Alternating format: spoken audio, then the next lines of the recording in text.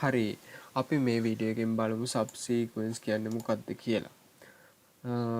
හරි ඕකේ.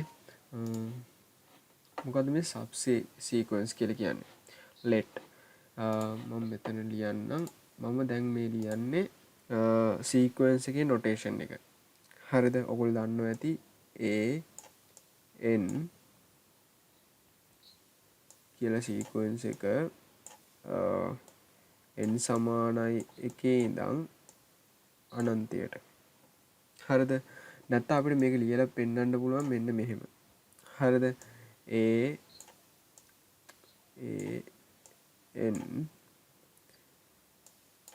n real number එක.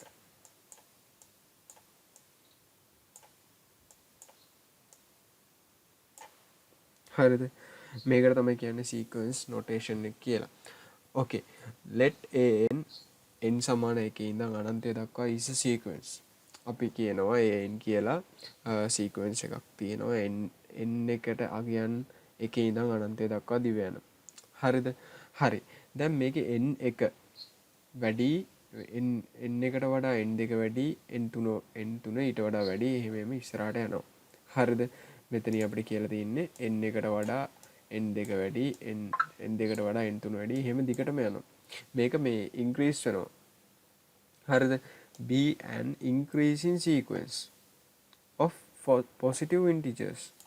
මේක ධන බවින් වැඩි වේගන යන ඉන්ක්‍රීස් වෙන සීක්වෙන්ස් එකක්. අඩු වෙන සීක්වෙන්ස් එකක් නෙමෙයි මේක වැඩි වෙන සීක්වෙන්ස් එකක්. හරිද? of positive integers. then an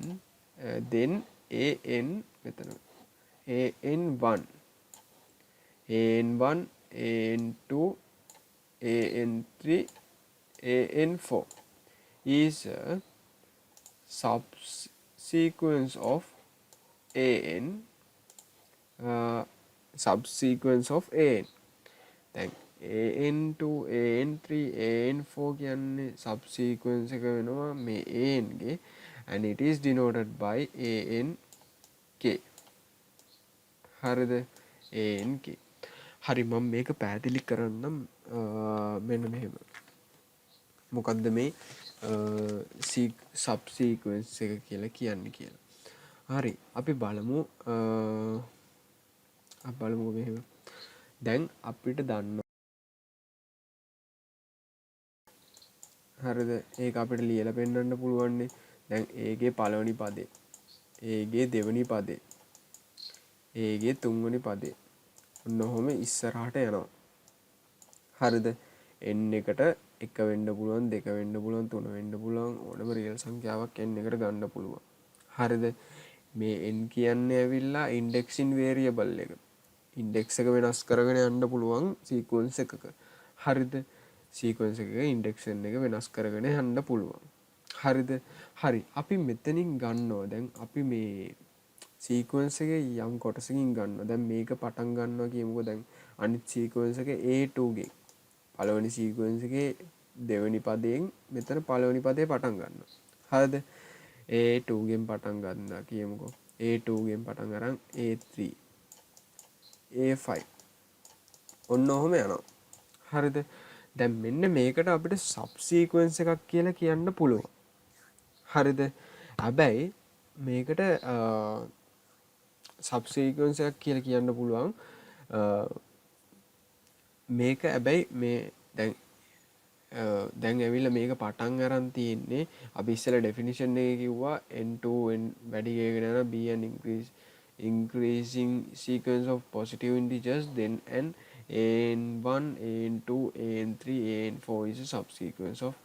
හරි දැන් අපි මේකේ දැන් මේම කියමුකෝ. දැන් මේකේ පළවෙනි එකෙන් නෙමෙයි පටන් ගත්තේ. දැන් මැද හරියෙන් පටන් ගන්න. දැන් මේ ඇත්තටම කිව්වොත් සීක්වෙන්ස් එකක දැන් සීක්වෙන්ස් එකේ මැද සෙට් එකක් තියෙනවා සබ් සීක්වෙන්ස් එකක් කියලා ගන්නවා. ඒ වගේ දෙයක් තමයි මේකේ වෙන්නේ.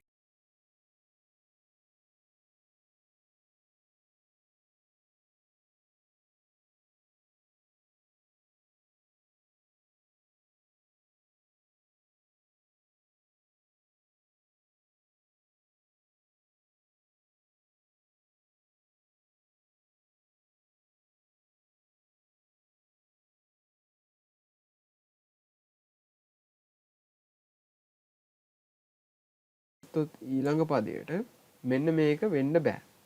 හරිද? මෙතනින් නවතින්න බෑයි කිව්වොත් මේ මෙතන ඇවිල්ලා තුන්වෙනි පදයට A5 වෙලා හතරවෙනි පදයට A5 වෙන්න බෑ. මේක ඉදිරියට යන්න ඕනේ.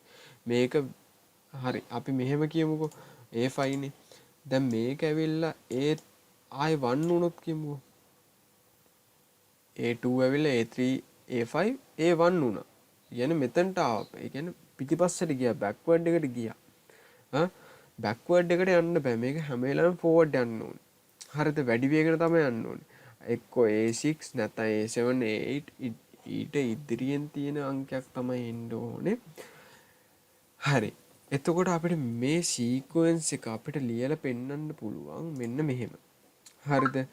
දැන් an සීක්වෙන්ස් එක සබ් සීක්වෙන්ස් එක ලියන්න පුළුවන් an පදවල k කියලා ඉන්ඩෙක්ස් වේරියබල් එකක් දානවා. හරිද? මේකේ වේරියබල් එක ඉන්ඩෙක්ස් වේරියබල් එක n. මේකේ ඉන්ඩෙක්ස් වේරියබල් එක k. හරිද? සමානයි an1 an2 an3 මෙන්න මෙහෙම ඉස්සරහට යනවා කියමුකෝ. හරිද? හරි. දැන් මෙන්න මේකේ an2. දැන් මේකේ an2 කියන්නේ මෙන්න මේකේ an2 කියන්නේ දැන් මේකනේ අපේ සබ් සීක්වෙන්ස් එක. මේකේ සබ් සීක්වෙන්ස් එකේ දෙවෙනි පදේ a3. a3 කියන්නේ මේ සීක්වෙන්ස් එකේ තුන්වෙනි පදේ. හරිද? එතකොට අපේ මේ සබ් සීක්වෙන්ස් එකේ දෙවන පදය සමාන වෙන්නේ සීක්වෙන්ස් එකේ තුන්වෙනි පදයට. ඒ කියන්නේ A3ට. හරිද? එතකොට අපිට ලියන්න පුළුවන් N2 සමාන වෙන්නේ 3ට. හරිද? සබ් සීක්වෙන්ස් එකේ N2 පදය සමාන වෙන්නේ සීක්වෙන්ස් එකේ තුන්වෙනි පදයට. හරිද? හරි. හරි. එහෙනම් මේක මේ උදාහරණයකින් පෙන්නන්නම්. දැන් අපි කියමුකෝ මෙන්න මේම ගානක් an කියලා සීක්වෙන්ස් එකක් තියෙනවා. ඒක 1 භාගේ 1 බෙදීම 3 1 බෙදීම 4. ඔන්න ඔහොම ඉස්සරහට යනවා කියමුකෝ සීක්වෙන්ස් එක. හරිද?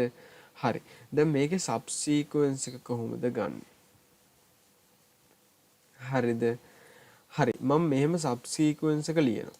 සබ් සීක්වෙන්ස් එක ලියනවා 1 පළවෙනි පදේ ගත්තා. ඊට පස්සේ මම හතරවෙනි පදේ ගන්නවා. 1 යට 4. ඊට පස්සේ මම 1 යට 9 ගන්නවා. ඔන්න ඔහොම මම සබ් සීක්වෙන්ස් එකක් ලියනවා. සබ් සීක්වෙන්ස් එකක් ගන්න පුළුවන්. එතකොට මෙන්න මේකේ පළවෙනි පදේ තමයි සීක්වෙන්ස් එකේ පළවෙනි පදේ. අපේ සබ් සීක්වෙන්ස් එකේ දෙවෙනි පදේ සීක්වෙන්ස් එකේ හතරවෙනි පදේ වෙලා. හරිද? හරි. ඒ වගේම තමයි මේ 1 යට 9ට පස්සේ 1 යට 9 වෙන්නත් බෑ. ෆෝවර්ඩ් යන්න විතරයි පුළුවන්, බෑක්වර්ඩ් යන්න බෑ.